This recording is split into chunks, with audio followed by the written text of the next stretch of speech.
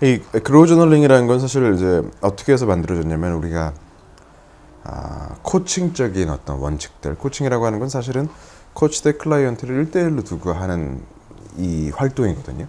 그래서 코치가 질문을 던지고 또 어떤 방향을 제시를 해보고 아이디어를 제시해보고 두 사람이 협동해서 어떤 뭐 과제를 이뤄나가고 하면서 이 사람의 어떤 자기개발적인 그 여정을 전이를 돕는 활동이에요.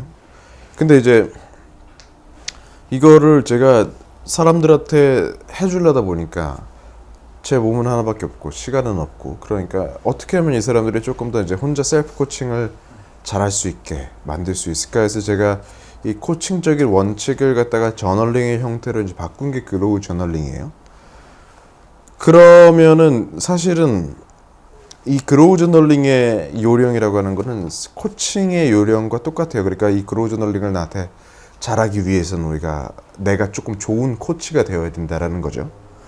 그러면 좋은 코치의 어떤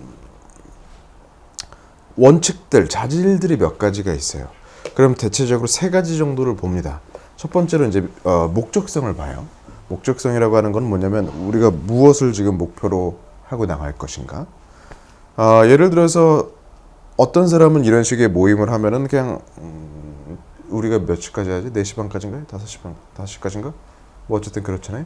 그래서 어떻게든 그 시간을 빨리 헤쳐나가야겠다 이런 생각으로 가져오는 사람도 있을 것이고 어떤 사람은 내가 4시 반, 5시까지 이 사람들 안에 어떤 그로우 저널링에 대한 이런 종류의 뭐 지도를, 지식을 또는 노하우를 심어놓고 이 사람들이 나가게 하겠다라고 우리가 이 자리에 올 수도 있을 것이고요. 여러분들도 그렇겠죠. 오늘 내가 무엇을 배우겠다라고 하고 오실 수도 있고 그냥 초대받았으니까 그냥 좋았어 가야지 하고 왔을 수도 있잖아요. 그러면은 이런 부분에서 이제 우리의 목적성이라는 게 차이가 난다는 거죠. 내가 어떤 거를 목표를 하고 있는가.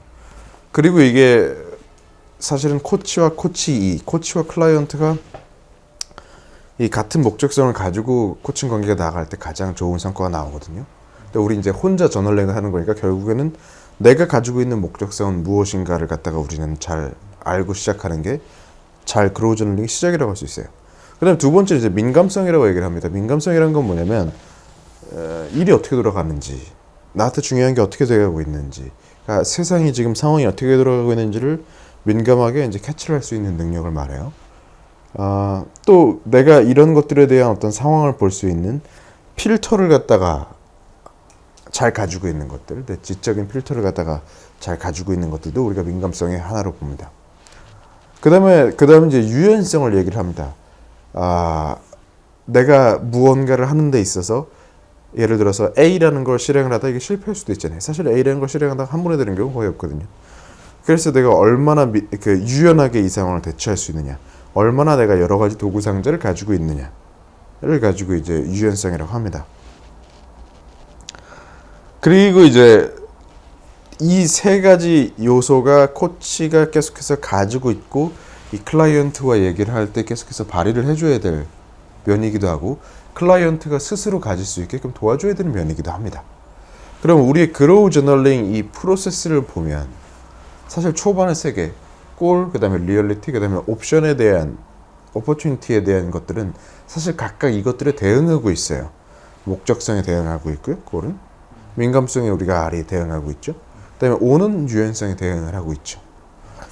그랬을 때 요 세 가지를 갖다가 얼마나 잘하느냐가 결국에는 will to action을 얼마나 우리가 잘 만들 수 있는가에로 이어진단 말이에요.